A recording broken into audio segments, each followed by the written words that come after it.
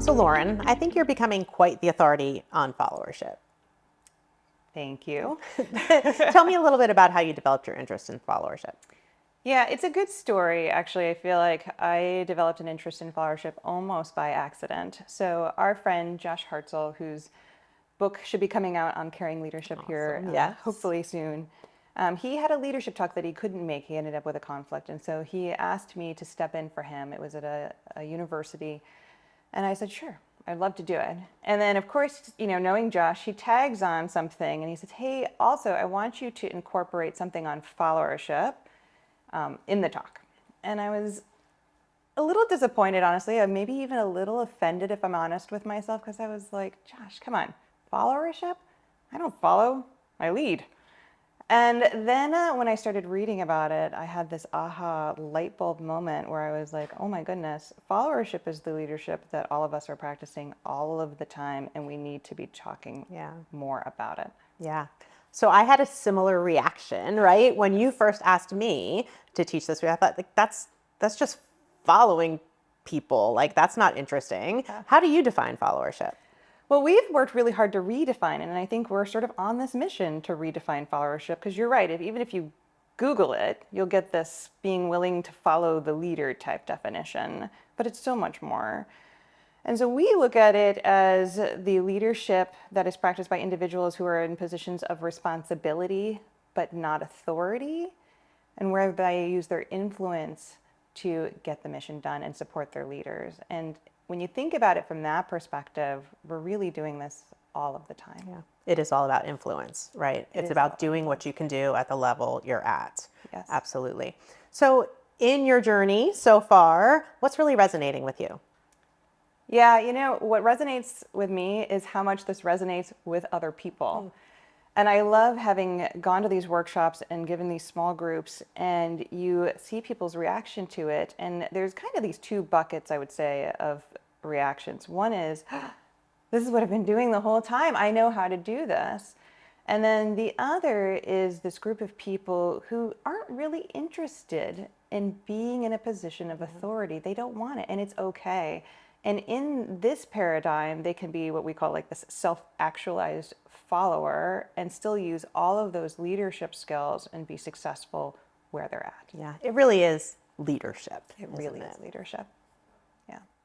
So I know we have a couple of methods that we've talked about and that we talk about with people. What's the one that rings truest to you? Yeah.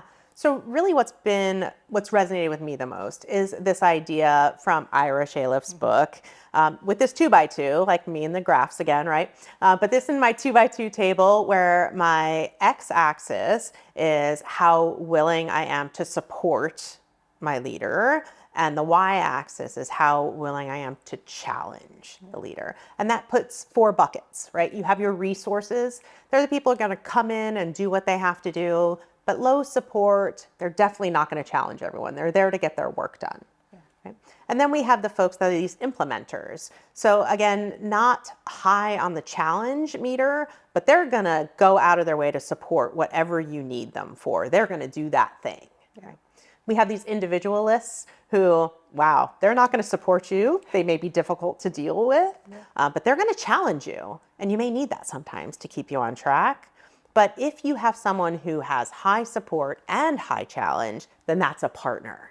And wow, this changed how I looked at it. I was working for someone at the time that I was having a lot of like emotional challenges working with, and I felt the need to challenge them and keep them on track. And it really helped me to think about, wow, how can I most effectively partner with this person so that we accomplish our mission and our goals together and move forward together. So that idea of partnering, wow, that's been it for me. Yeah. I think we strive really hard to be partners, and most of the people that I know that are interested in leadership, they're goaling for that top corner, like you mentioned. The other thing that we talk about that we kind of decided is that all of them have a role. Yeah. And sometimes it's okay to flex and change depending on what's going on. I think in your discovery and sort of your journey, you were able to figure out how best to partner. And there are also going to be times where you just can't partner and you're hitting your head against the wall. And so that you don't go crazy and you maintain your own resilience, you figure out, maybe partnership isn't going to happen. And so you switch and you're like, but I can be a really good implementer. And there are times that life gets a vote. I can think about like when I had my twins, and there wasn't much more I could take on, but I could be a really good resource. I could come in and do a good job when I was there, and then I had to get out of Dodge and go home, and that's okay. And even the individualist, I sort of like that you said, sometimes you need that. The individualists can be a little bit difficult because they are high challenge, but they also keep us all from like just careening off a cliff together, right? And sort of stop that group think. So I like to think that it's more dynamic than just those 4 buckets. And that's what we've sort of seen in life. Yeah. Yeah, I think it's really true. And I think too, followership is just such a big thing for us now. We think about it in so many different ways.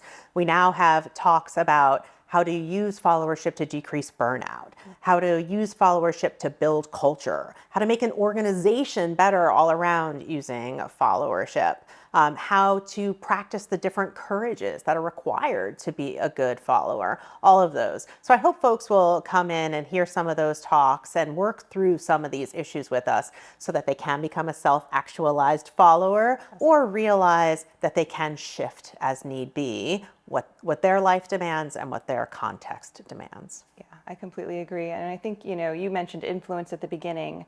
And I think that's one of the things that we're really trying to teach people at ALL is that, through these engagements and these workshops is what's the secret sauce to influence? And how do we make you most effective, even when you're not in charge? Yeah. Awesome, Lauren. Thanks so much. Yeah, no problem.